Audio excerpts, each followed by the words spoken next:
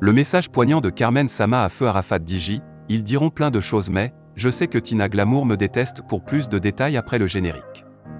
Avant de commencer, n'oubliez pas de vous abonner et d'activer la cloche de notification car cela va vous permettre de ne plus manquer à nos prochaines vidéos. C'est parti!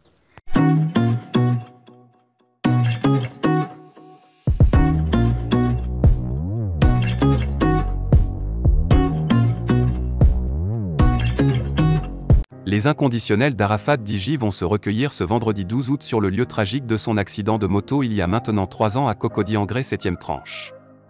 C'est aussi l'occasion de lui rendre hommage en tant que roi du coupé-décalé trop tôt disparu à l'âge de 33 ans. Manifestement ce 12 août, les internautes ne sont pas restés insensibles à cette marque d'hommage à l'endroit du Daishikan. Des messages fusent de partout depuis ce matin pour la commémoration du 3e anniversaire de la disparition d'Arafat Digi. Des artistes aux citoyens lambda en passant par des hommes de médias et les amis, tous ont écrit des messages pour avoir une pensée pieuse pour le Zeus d'Afrique. Une pensée pour toi en ce jour. Tu demeures toujours dans mon cœur. Je ne t'oublierai jamais fils. D'où repose écrit Digi Rodic sur sa page Facebook. Arafat, tu nous manques tellement, tu es et resteras irremplaçable dans nos cœurs mon frère. Où que tu sois, paix, amour, lumière sur toi. A posté l'animatrice, Juliette Fievet de l'émission Légende urbaine, sur RFI. Sa veuve, Carmen Sama qui depuis le décès brutal d'Arafat Digi est l'objet de beaucoup de critiques négatives de la part des internautes, de Tina Glamour, Olok Pacha et d'autres personnes. Son rapprochement avec Sidiki Diabaté est très mal interprété. D'aucuns parlent d'une liaison amoureuse entre la star de la musique malienne et Carmen Sama. En ce jour de la commémoration de l'an 3 de la disparition de son ex-compagnon, la maman de Rafna a aussi adressé un message poignant à son défunt compagnon sur sa page Facebook. Parce qu'elle sait pertinemment les pires injures qu'elle reçoit chaque jour de la part des Chinois, sur les réseaux sociaux. Didier, ils diront plein de choses, mais moi je sais ce que je continue de ressentir, écrit-elle. Plusieurs manifestations sont prévues ce vendredi 12 août un peu partout à Abidjan, en France et dans la sous-région pour rendre hommage au Bérus. Alassane Ouattara les membres du gouvernement débloquent d'énormes sommes pour l'hommage Digi Arafat. La cagnotte pour l'hommage de la star du coupé-décalé Digi Arafat décédé des suites d'un accident de moto, commence à se remplir. Chaque membre du comité d'organisation s'est acquitté d'une participation de 300 000 francs CFA. Ensuite, c'est le footballeur Gervinho qui a offert un important don aux enfants du défunt. C'est au tour du président de la Côte d'Ivoire, Alassane Ouattara qui a promis que l'État allait prendre en charge l'hommage la star, de passer à l'acte. Le chef d'État a dégagé un fonds de 150 millions de francs CFA pour la préparation de l'an 3 de Digi Arafat. En plus de ce fonds alloué, les autorités ivoiriennes ont promis d'apporter un soutien logistique pour la réussite de la cérémonie. Une importante délégation gouvernementale était le mardi 27 août dernier au domicile de Digi Arafat, décédé le 12 août à la suite d'un accident de moto à Abidjan. Conduite par Madame Kandia Camara, ministre de l'Éducation nationale, de l'enseignement technique et de la formation professionnelle, la forte délégation était composée de la ministre de la Famille, de la Femme et de l'Enfant, Ramata Bakayoko, du ministre de la Culture et de la Francophonie, Maurice Kwaku Bandaman, de l'ancien ministre Philippe Légré, des sénateurs et des députés. Au nom du président de la République qui a regagné notre pays aujourd'hui, au nom du gouvernement et en notre nom personnel, nous sommes venus présenter nos condoléances, soulager et dire « Yako » à la famille d'Ange Didier ou on dit Digi Arafat, a expliqué le ministre Kwaku Bandaman, porte-parole de la représentation étatique. En pareille circonstance malheureuse, les membres du gouvernement se sont montrés solidaires à la douleur des parents de la star disparue tragiquement.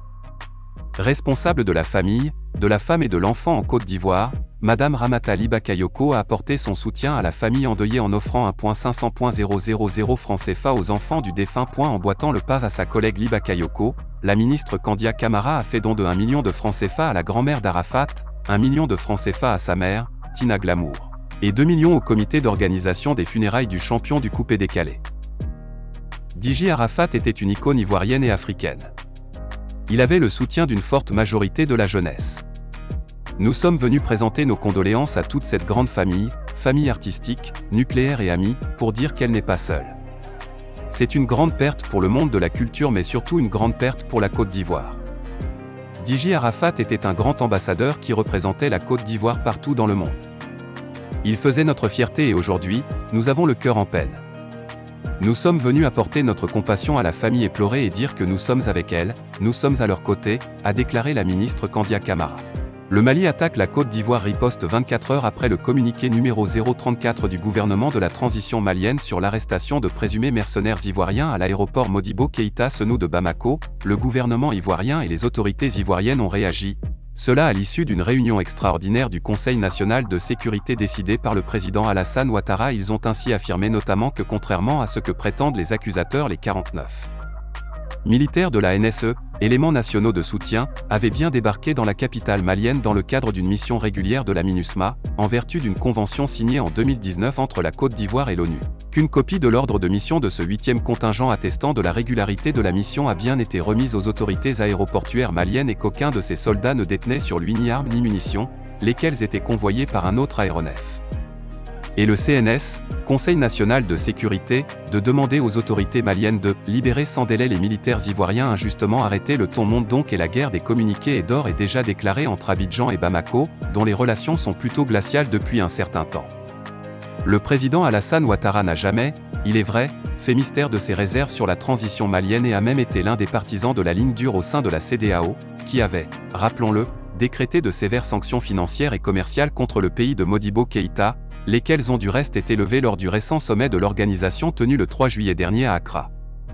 Ce n'est d'ailleurs pas la première fois que le colonel Goïta, qui semble souffrir du syndrome de la complotite aiguë, accuse son voisin de mener des actions subversives pour déstabiliser la transition.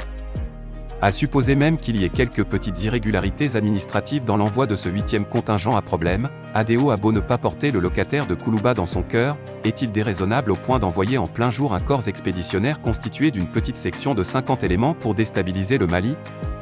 Quel intérêt aurait-il d'ailleurs à faire cela alors que la situation sécuritaire malienne est déjà suffisamment préoccupante? Pour tout dire, on a le sentiment que l'ancien patron des forces spéciales, aujourd'hui perché sur la colline du pouvoir, voit des complots partout.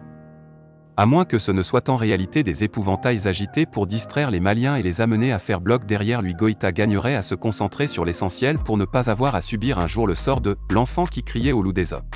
Le journaliste Georges Ibrahim Tounkara estime que la crise qui oppose la Côte d'Ivoire au Mali doit être vite réglée pour ne pas qu'elle laisse de graves séquelles dans les relations entre les deux pays.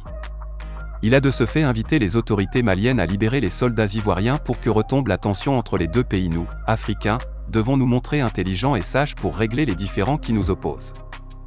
Des gens ont détruit la Libye, ont tué Kadhafi et nous en payons tous depuis des années, les pots cassés. Les fonds qui devaient être consacrés aux programmes sociaux sont désormais orientés vers la sécurité et la défense. Les priorités ont changé dans la plupart de nos pays individuellement, aucun de ces pays ne parviendra à vaincre le djihadisme.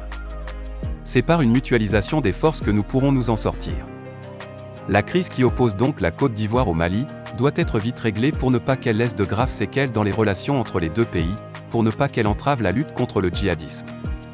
Il faudrait que de part et d'autre, on joue la carte de l'apaisement, qu'on baisse le ton, qu'on ne cherche pas à humilier l'autre. Des dysfonctionnements ont été constatés dans le déploiement des soldats ivoiriens, cela est indéniable. Il faut en tirer les conséquences pour que cela ne se reproduise plus. Aux autorités ivoiriennes, je conseillerais de rester dans la même posture. Pas de bruit inutile. Et ne rien entreprendre de dommageable contre le Mali. Ne surtout pas, comme certains le préconisent, suspendre la fourniture de l'électricité au Mali. Ce serait un précédent dangereux dans les relations entre pays de la CEDEAO, entre voisins. Il faut toujours discuter, dialoguer. Nous sommes tous des victimes collatérales de l'intervention de l'OTAN en Libye et ce serait dommage si nous devons nous combattre en plus. Que les autorités maliennes libèrent donc ces soldats pour que retombe la tension entre les deux pays. Que la sagesse l'emporte de